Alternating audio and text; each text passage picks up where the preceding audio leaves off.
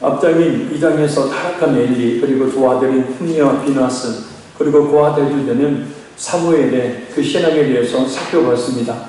이어지는 오늘 본문은 하나님께서 사무엘을 부르시는 소명에 대한 말씀입니다. 이 소명은 사전을 보면 사람이 어떤 특수한 신분으로 하나님의 봉사하도록 하나님의 부름을 받는 일이라고 설명하고 있습니다. 그리고 우리에게 직분을 주신, 그리고 그 직분에 따라 하나님을 섬기는 일, 이 모든 것이 소명입니다. 그래서 그 직분을 주고 사명을 감당하도록 부르시는 것, 그것이 곧 소명을 의미합니다. 그렇다면 하나님께서 사무엘을 어떻게 부르셨을까요? 이 시간 성령 하나님께서 강하게 역사해 주심으로 말씀 통해 크게 깨닫고 쉽게 순종하는 우리 모두가 되기를 바랍니다. 우리 1절 말씀 같이 읽겠습니다. 아이 사무엘이 엘리 앞에서 여호와를 섬길 때에는 여호와의 말씀이 희귀하여 이삭의 흔히 보이지 않았더라. 아멘. 아이 사무엘에 대해서 미래 역사가인 유세푸스에 의하면 여호와를 섬길 때라는 말을 근거로 당시 사무엘이 12살이었다고 추정을 합니다. 왜냐하면 성소에서 공식적인 직무수행인 여호와를 섬기는 일은 당시 이스라엘 사회에서 통상 12살을 성년으로 강조해서 본격적으로 성소에서 봉사일을 하도록 했기 때문입니다. 그래서 예수님께서도 어렸을 때 성전에 나가셔서 가르치셨죠. 바로 그때의 나이가 일반적으로 12살로 추정을 합니다. 그래서 사무엘은 12살의 이 나이가 되어서 엘리 앞에서 곧 엘리의 감독하에 성소에서 본격적으로 하나님을 섬기게 되어집니다. 그러나 당시에는 여호와의 말씀, 곧 예언자를 통해 하나님께서 그의 백성들에게 주시는 계시의 말씀이 희귀했습니다. 이 희귀하다라는 말은 드물어서 매우 진귀하다라는 뜻입니다. 그러니까 하나님께서 당신의 백성들에게 주시는 그 계시의 말씀이 매우 귀해서 듣기 어려웠다라는 뜻입니다. 그리고 이 상은 히브리어로 하존이라는 말입니다. 환상을 통해 주시는 특별한 계시를 말합니다. 그런 하나님의 말씀으로서의 환상도 보이지 않았더라. 이 원의 의미를 보면 거의 보이지 않았다라는 뜻입니다. 이렇게 하나님께서 예언자들을 통해 주시는 말씀도 찾기 어려웠고, 또한 때로 환상을 통해서 주시는 계시 또한 보기 어려웠던 이유는 그 시대가 도덕적으로 그리고 영적으로 극심한 타락 가운데 있었기 때문입니다. 그래서 우리가 죄악 가운데 빠져있게 되어지면 교회는 나와도 하나님의 말씀이 들리지를 않게 되는 거예요. 영적으로 타락해 있으면 영적인 그 말씀이 전혀 들리지가 않게 되는 거예요. 물론 귀로는 듣죠. 그러나 그 귀로 들은 그 말씀이 내 마음속에 역사를 해서 나를 변화시키고 결단케 하고 순종케 하는 그 능력으로는 작용을 못하는 겁니다. 성경에서 하나님의 말씀이 희귀한 이유는 종종 그래서 하나님의 그 죄에 대한 심판으로 나타나고 있습니다. 그래서 어떤 일이 벌어집니까? 아모스 8장 11절에서 13절 말씀입니다. 주 여호와의 말씀입니다.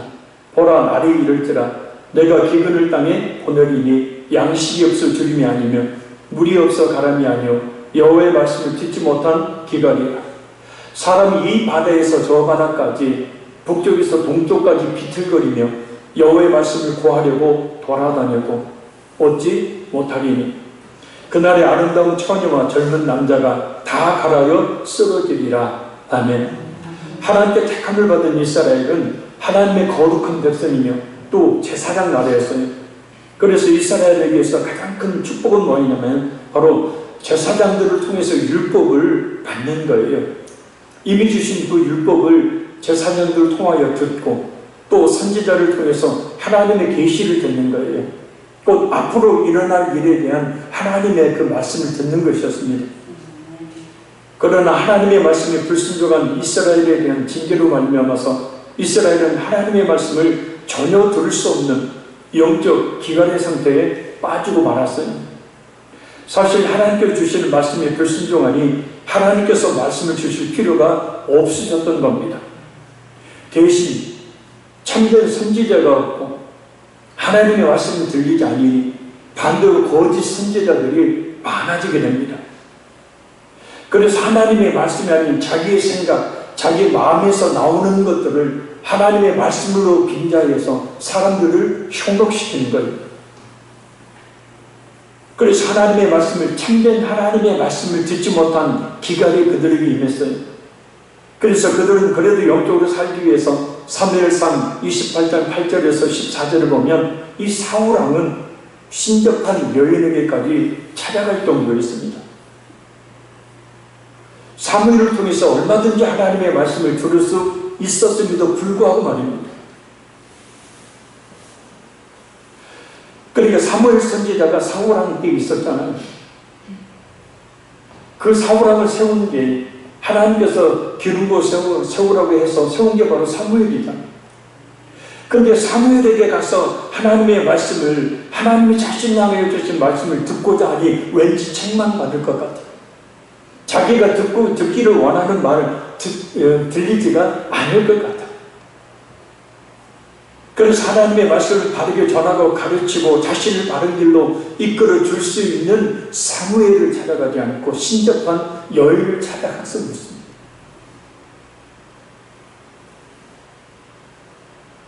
교회 목사님이나 사모님 외에 다른 곳에 가서 함부로 기도하지 마십시오. 여기 완전히 달라집니다.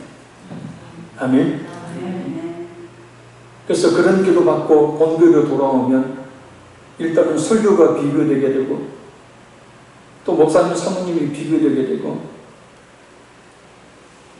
계속해서 그런 기도에만 의존하게 되는 이상한 신앙생활을, 의존적인 신앙생활을 하게 되는 거예요. 기도를 한두 번 받는 것으로 만족해버려요. 무당 찾아가듯 그냥 한 번 가서 기도받고 온 것으로 며칠 버티고 일주일 버티고 한 달 버텨요. 그런데 하나님께서는 여러 가지 문제를 주신 이유는 자신이 하나님께 직접 기도하기를 원하셔서 그런 거예요. 그런데 내가 하나님께 부르짖어 기도해서 하나님의 응답을 받으려고 하나님의 감동하신 그 하나님의 음성을 들으려고 하는 것이 아니라 사람에게 의존해서 그를 전부자 삼고 하나님의 뜻을 알려고 합니다. 이것은 또 하나님이 원하시는 뜻이 전혀 아니에요. 정말 영적으로 스스로를 망치는 일입니다.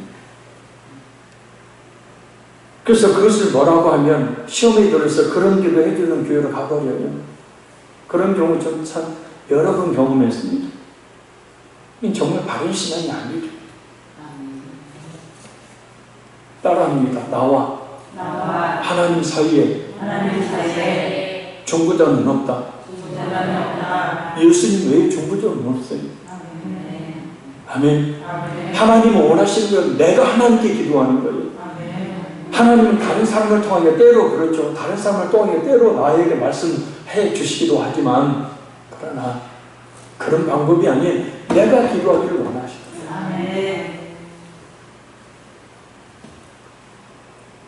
아무튼 진정 드려야 될 말씀을 듣지 못함으로 영적으로 기갈에 빠지게 되니 당연히 이 바다에서 저 바다까지 북쪽에서 동쪽까지 비틀거리며 여호와의 말씀을 구하려 돌아다닐 거예요.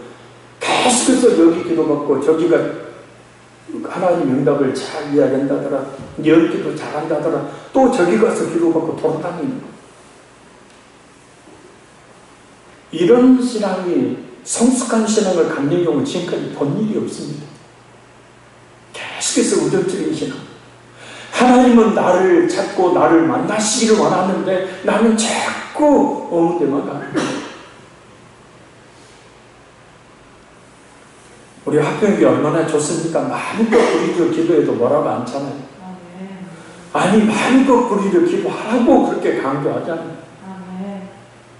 요즘은 기도가 줄여서 다른 웬만한 교회 가면 그냥 조용히 기도하라고, 묵상으로 기도하라고 다. 진정한 하나님의 말씀을 얻지를 못해요. 나를 향한. 그래서 그날의 아름다운 처녀와 젊은 남자가 다 가라에 쓰러지게 된다. 그러니까 육적으로는 풍성한 삶을 살아요. 물이 없어 기갈이 아니에요. 물이 없어 기갈이 아니에요. 양식이 없어 주림이 아니니까 풍성한 그런 물질적인 복을 비우며 사는데 영적으로는 하나님의 말씀을 들어야 사는데 그 참된 하나님의 말씀이 들리지 않으니까, 말씀이 없으니까 영적으로는 비틀거리며 산다는 거예요. 진정 말씀으로 살아야 될 젊은 사람들이 말씀이 없음으로 인해서 영적 기갈의 상태에서 벗어날 수가 없다는 뜻입니다. 이 아모스 시대에도 그랬고 오늘 본문에 엘리 제사장 시대에도 그랬습니다. 한마디로 당시 시대가 하나님을 살아가지 않고 버렸기 때문이죠. 하나님께서도 그 증거로 하나님 백성에게 가장 중요한 말씀을 주시지 않았던 거예요. 그래서 하나님의 말씀이 들리지 않으면 하나님의 감동하시는 빛이 펄딱 뛰어내요. 속된 말로. 아멘. 말씀을 들어도 은혜 받지 못하고 말씀을 들어도 감동이 없고 찔림이 없고 결단과 각오가 없게 되어지면 이건 진짜 영적으로 완전히 밑바닥이라는 거예요.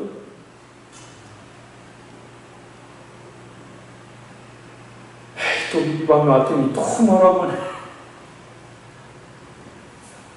그렇게 생각하지 말고. 그래서 우리는 하나님의 말씀의 설교를 잘 들어야 합니다. 설교는 하나님의 살아있는 음성이기 때문이에요. 물론 성경을 있는 그대로 잘 해석해서 적용이 될 때에만 해당이 되는 겁니다. 본문 읽어보고 다른 소리 하는 게 설교가 아니고 설교 본문을 성경 본문을 잘 해석하고 그 해석한 말씀을 오늘 우리에게 잘 적용시켜 줄 때 그게 곧 하나님의 살아있는 음성이 되는 거예요. 그리고 또한 시편 1편 1절에서 2절 말씀처럼 여호와의 말씀을 곧 말씀을 주야로 묵상해야 합니다. 아멘.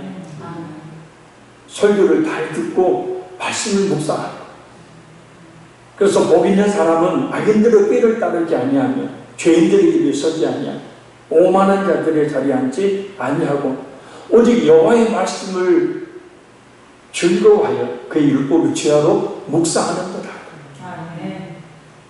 그러니까 먼저 하나님의 말씀을 주야로 묵상하려면 악인들의 꾀를 따르지 말아야 한다는 거예요. 죄인들의 길에 서지 말아야 된다. 오만한 자들의 자리에 앉지 말아야. 그리고 오직 여호와의 말씀을 즐거워해야 합니다. 이 즐거워한다라는 말은 마음이 온통 한 곳에 쏠려 있음을 이야기해요. 설교지 하면서 말고 빨리 설교지하고 성경 읽어야지. 무슨 일을 하면서도 아이고 빨리 일 끝내고 벌써 빨리 예배 참석해서 말씀 들어야지. 하나님의 말씀대로 살고자 하는 그 열망을 이야기하는 거예요. 그런데 왜 많은 경우 하나님의 말씀을 즐거워하지 못할까?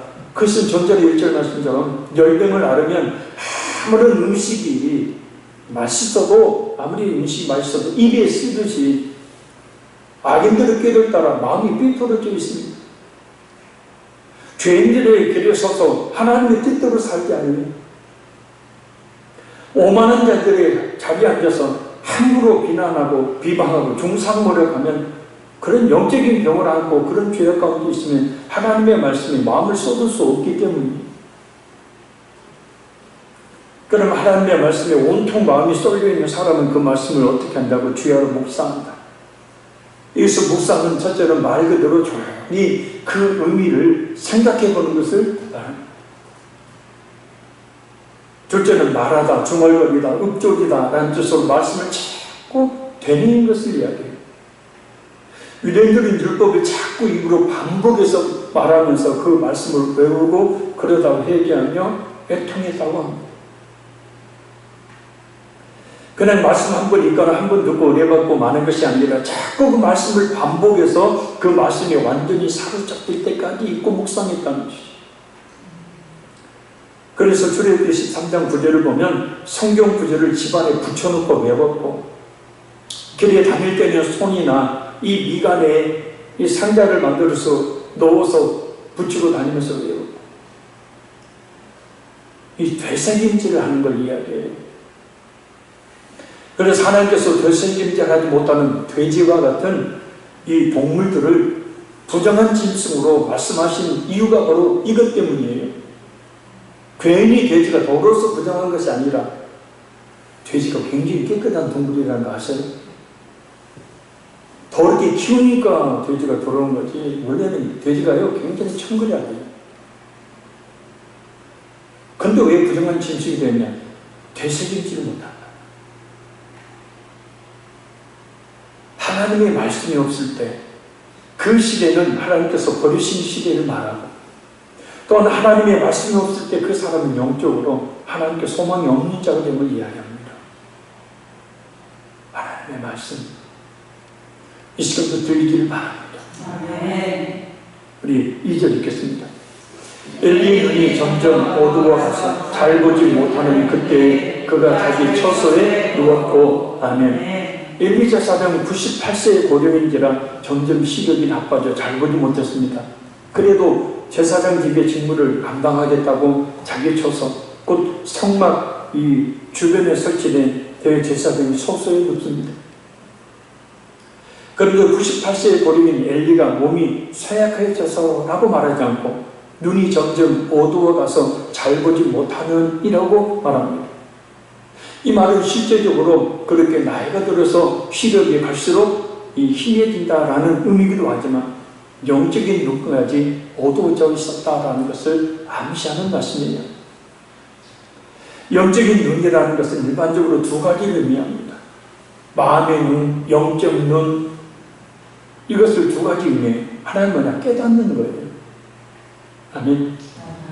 말씀을 잘 듣고 그 말씀의 의미를 잘 알아서 하나님께서 자신에게 원하시는 것이 무엇인지를 잘 아는 것을 이야기합니다. 그래서 말씀을 잘 듣고 깨닫는 것, 누구에게 주신 말씀으로? 내게 주신 말씀으로 잘 깨닫는 것, 이것이 바로 뭐냐면 이 영적 눈이 열린 거예요. 다른 하나는 하나님의 역사하심을 보는 눈이에요. 성경은 하나님의 역사하심에 대해 수도 없이 많은 경우들을 말하고 있어요. 그 말씀을 잘 듣고 묵상하게 되면 하나님께서 어떻게 역사하실 것인지에 대해서 알 수 있어요. 그래서 그것을 볼 수 있는 것, 하나님의 역사하심을 바라볼 수 있는 것, 이것이 바로 믿음의 눈이에요. 아멘 좀 해봐요. 아멘.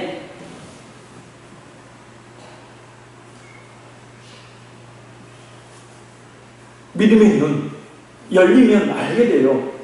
지금 현재 내가 어떻게 살고 있는지, 하나님의 뜻대로 살고 있는지, 하나님의 뜻대로 살지 않고 있는지 잘 알아요. 누구보다 내가.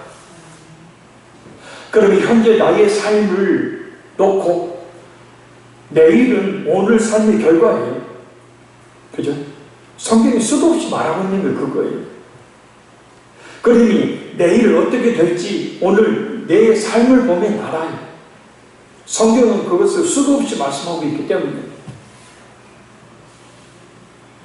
오늘 기도도 하지 않고 게으르게 신앙생활을 하는 사람에게 내일 영적으로 풍성한 하나님의 은혜와 축복이 임할 것이라는 것은 이것은 착각일 뿐이죠.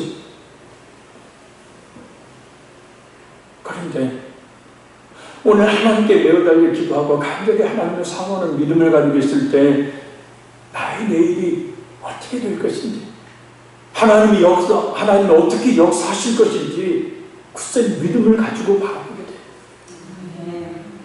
그게 믿음의 능력이에요.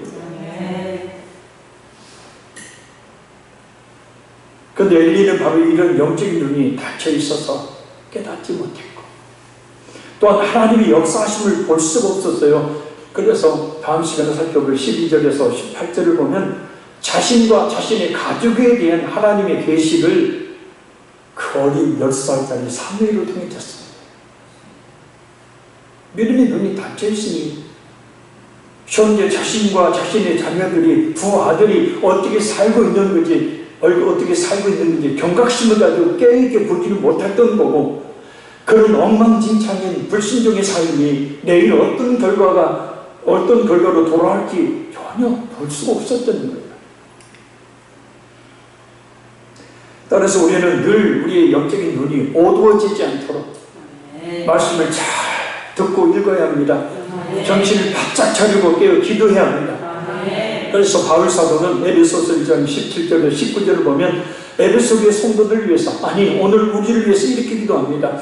우리 주 예수 그리스도의 하나님 영광의 아버지께서 지혜와 계시의 영을 너희에게 부어주사 하나님을 알게 하시고 너희 마음의 눈이 눈을 밝히사 그의 부름의 소망이 무엇이며 성도 안에서 그 기업의 영광의 풍성함이 무엇이며 그의 힘의 위력으로 역사하심을 따라 믿는 우리에게 베푸신 능력의 지극히 크심이 어떠한 것인지를 너희로 알게 하시기를 구하노라. 아멘. 지혜와 계시의 영을 너에게 부어주소서. 깨닫는 거다. 성령 하나님의 깨닫게 하시며 그래서 너희 마음의 눈을 밝히사 그의 부르심의 소망이 뭔가, 왜 나를 예수 믿게 하셨고 왜 나를 신앙생활 하게 하시는지 그것을 좀 깨닫고, 성도 안에서 그 기업의 영광의 풍성함이 무엇인지, 그 하늘 천국의 그 영광의 풍성함이 어떤 것인지, 그 은혜가 그 영광이 어떤 것인지를 좀 알게 하시고, 그의 힘이 위력으로 역사하심을 따라 믿는 우리에게 베푸신 능력의 지극히 크심이 어떤 것인지를 너희로 알게 하시길 원합니다. 하나님께서 어떤 그 능력으로 우리를 구원해 주셨는지 그것을 좀 알기를 원합니다. 근데 우리의 믿음의 눈이 성령 하나님의 지혜와 계시의 영으로 임하시는 성령 하나님께서 우리에게 지혜와 계시의 영을 부어주시면 우리는 앞을 내다볼 수 있다는 거예요. 아멘. 하나님이 어떻게 역사하실 것인지를 알 수 있다는 거 우리 성경에 다 말씀하고 있잖아요.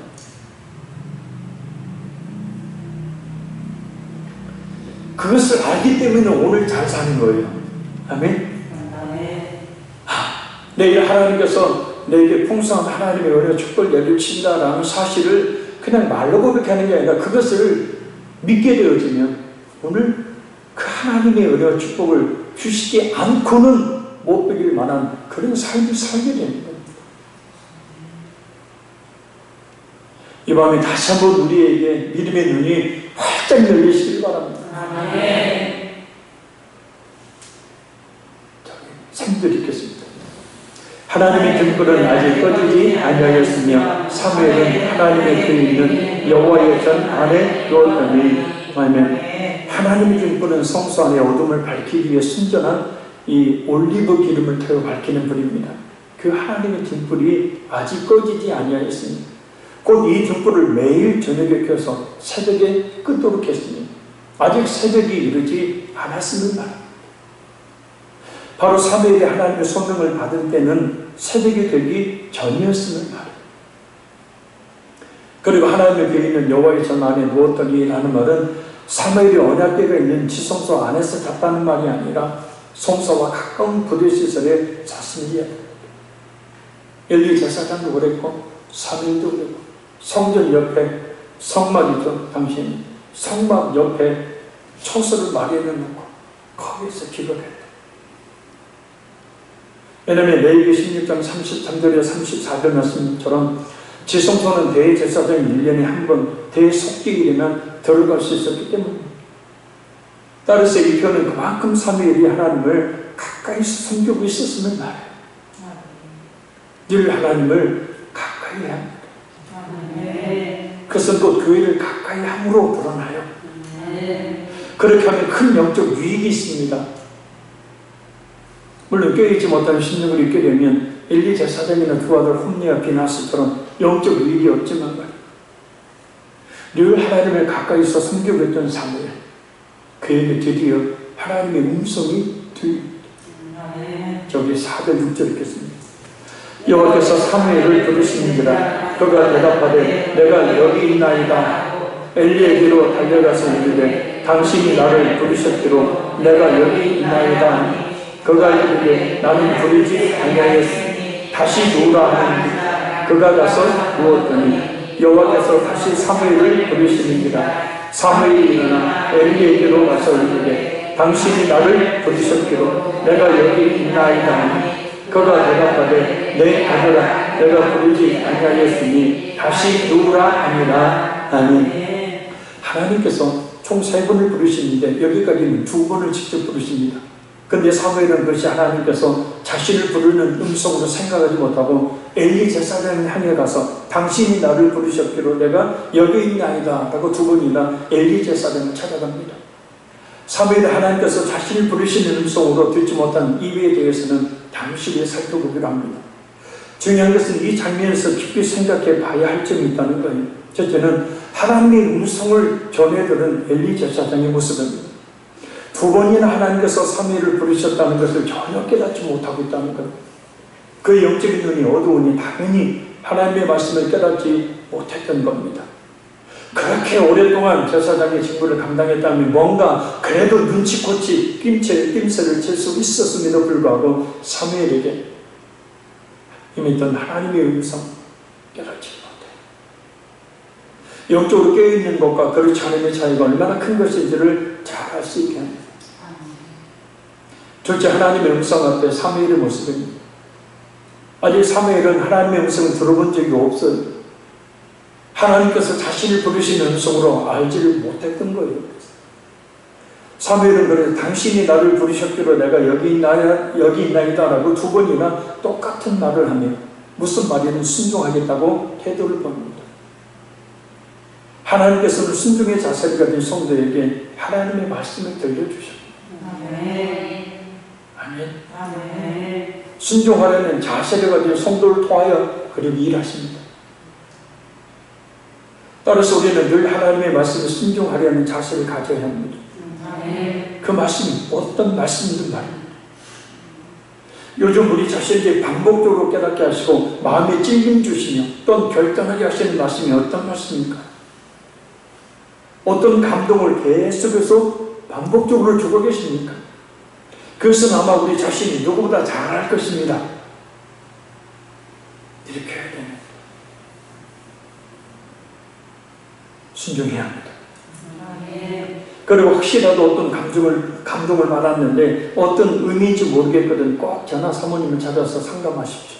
자칫 자신의 생각을, 자신의 감정을 하나님의 감동으로 여기는 경우를 참 많이 보기 때문입니다. 그래서 하나님께서 원하시는 것이 아님에도 불구하고 하나님의 감동을 여기서 그릇된 길을 가는 경우들이 있기 때문입니다. 자, 우리 7절 읽겠습니다. 사무엘이 아직 여호와를 알지 못하고 여호와의 말씀도 아직 그에게 나타나지 아니한 때라. 아멘. 알지 못하고 라는 말에서 이 알다라는 말은 결혼한 남녀의 동침을 표현하는 데 쓰는 말이죠. 단순한 지적인 인식 이상의 전인격적인 교제를 통한 알을 말합니다.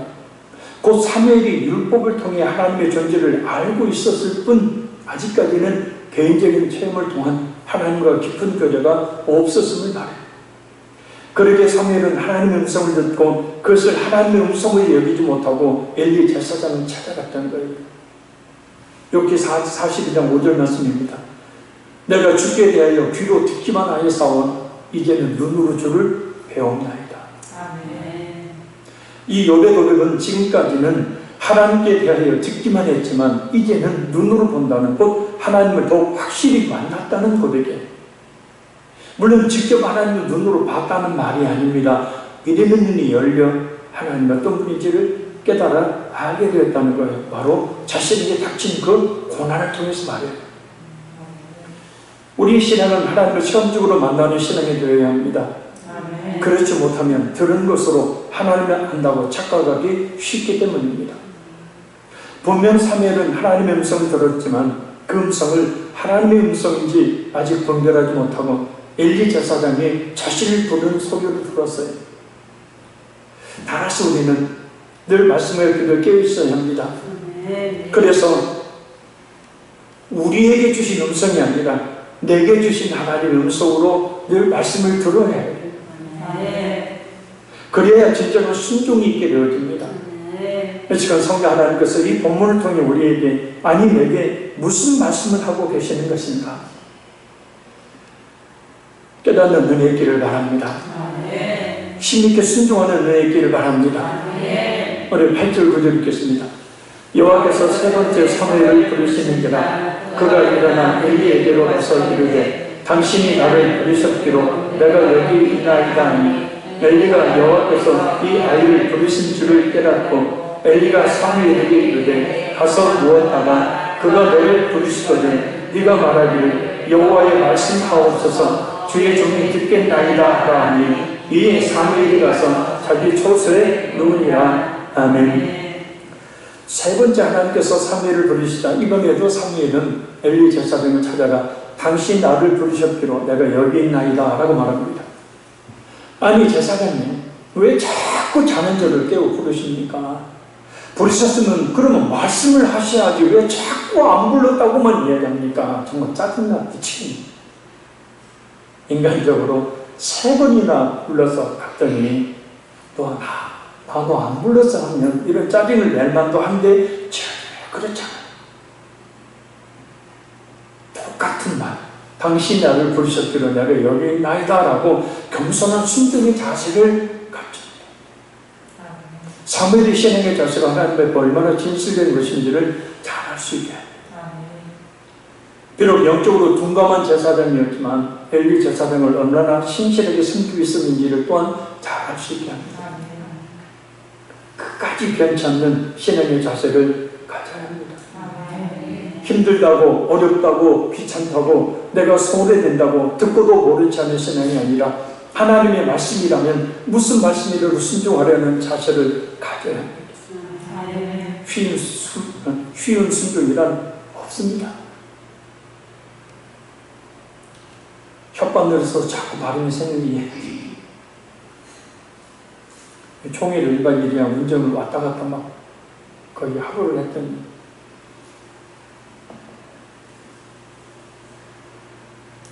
이번에 총회에 가서 코테이지에서 자는데 전체에 만나서 목사님 장로님들이 목사님 6분 장로님 6분에서 12분이 모여서 이야기를 나누고 있습니다. 요즘 코로나 시대에 어렵다 교회가 없다라는 이야기를 하는데 갑자기 장로님이 우리 교회는 작년보다 헌금이 130% 늘었어요. 다들 깜짝 놀랐어요. 그 지난해 어떤 교회는 성도가 110명이 안 나옵니다. 헌금이 확 줄어요. 근데 그 교회는 30%가 작년에 결산하니까 늘었고 올해도 벌써 9월 정도가 작년 그 헌금 수준에 이미 도달했다. 그래서 목사님 장로님들은 왜 그래 물어봤더니 장로님 한 분이 말입니다. 사업을 하시는데 물론 이제 큰 사업을 하시더라고요. 애니콘 사업도 하시고 인삼 농사도 지신다. 근데 이 장로님이 물론 평상시에도 열심히 신앙생활을 했는데 이 코로나19가 오기 시작하자 갑자기 새벽 예배를 나오기 시작하더라고요.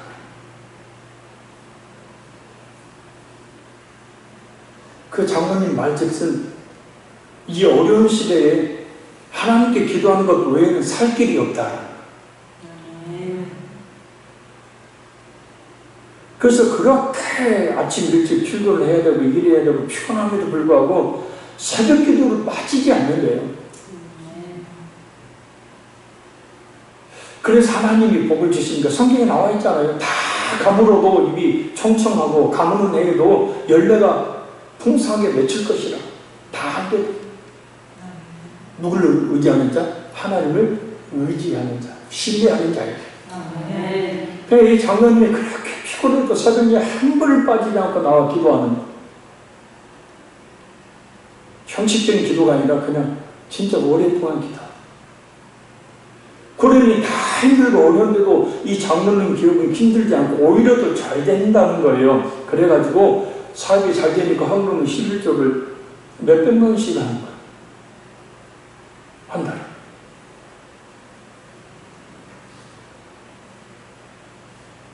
근데 기가 막힌 일은 뭐냐면 장로님이 같은 장로들한테 교회 성도들한테 새벽 예배 나오라고 다 이야기합니다.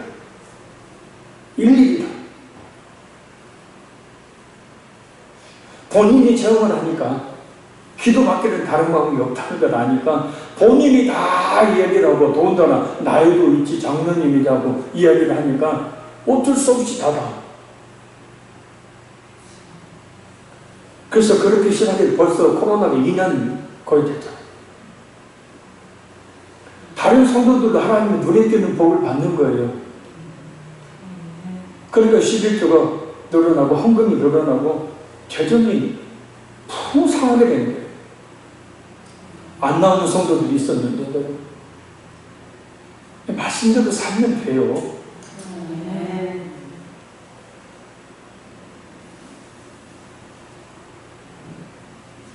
얼마나 도전을 받고 또 찔림을 받았는지 그 장로님은. 세 번째 자신을 찾아온 사무엘의 말에 그제서 엘리 제사장은 그 하나님의 부르심을 알고 사무엘에게 말합니다. 가서 누웠다가 그가 너를 부르시거든 네가 말하기를 여호와의 말씀하옵소서 주의 종이 듣겠나이다. 엘리 제사장의 영적인 둔감함이 얼마나 두꺼워졌는지 잘 알 수 있습니다. 말이 세 번째지요. 이것은 원래 세 번째 사무엘에게 하나님의 소명을 들려주시기 위한 거지, 사실은 엘리 제사장은 이 뒤의 행동을 보면 전혀 영적으로 깨어있지 못합니다. 만약에 영적으로 깨어있었다면 이 사건 뒤에 엘리 제사장이 철저히 회개하고 두 아들 홈리와 비냐스를 책망하며 그들 하여금 하나님 앞에 받으시는 각도로 만들었을 것인데 역시 잘못합니다. 그래서 두 아들은 하나님의 법궤를 내고 전쟁터에 나갔음에도 불구하고 죽임을 당하고 법궤 빼앗기고, 그 소식 듣고 엘리 제사장은 의자에 앉았다가 그 소식에 놀라서 의자에 떨어져서 여진 창으로 죽임을 당하고 죽습니다. 며느리조차도 해산하면서 죽습니다.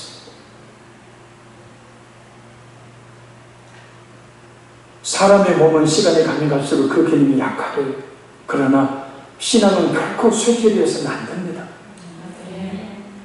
고린도후서 4장 16절 말씀입니다.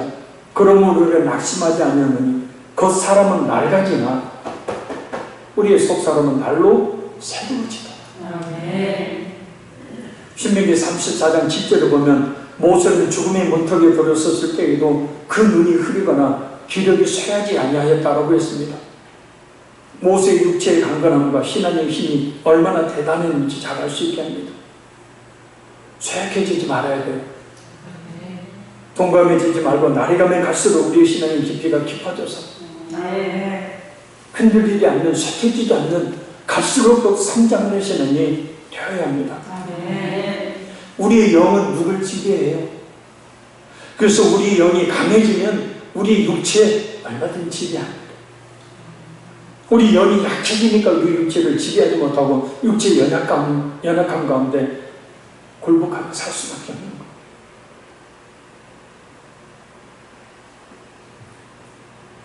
말씀했습니다. 성령 하나님께서 우리 각자에게 주시는 소명을 다시 한번 깨닫게 해주시기 바랍니다. 하나님께서 우리 각자에게 주시는 사명이 있어요.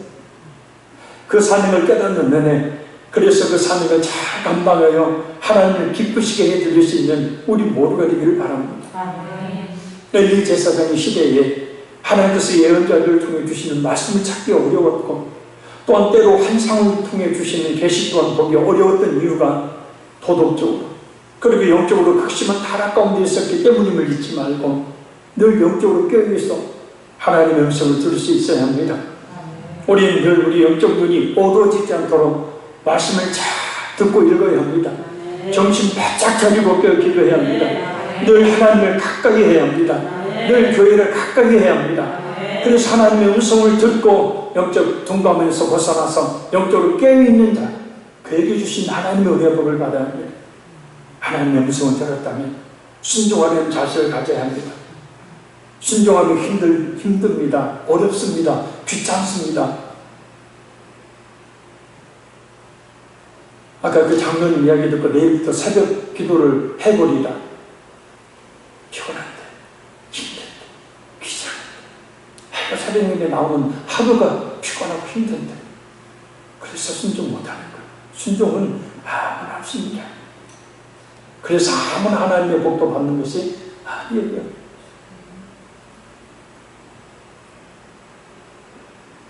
요즘 나에게 설교를 들을 때마다, 성경 읽을 때마다 반복적으로 깨닫게 하고 마음에 찔림 주고 이렇게 해야지 하고 결단하게 하는 말씀이 뭡니까? 우리 자신이 누구보다 잘 알 겁니다. 거부하지 말고 미루지 말고 순종할 때 영적으로 깨닫게 되고 하나님의 은혜와 복을 받는 것을 잊지 말아야 합니다.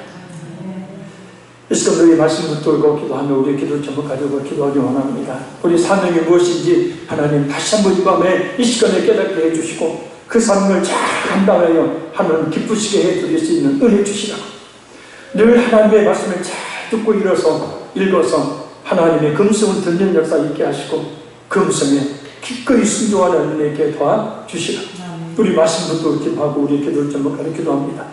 우리 주의 시작은 간절히 기도하겠습니다. 주여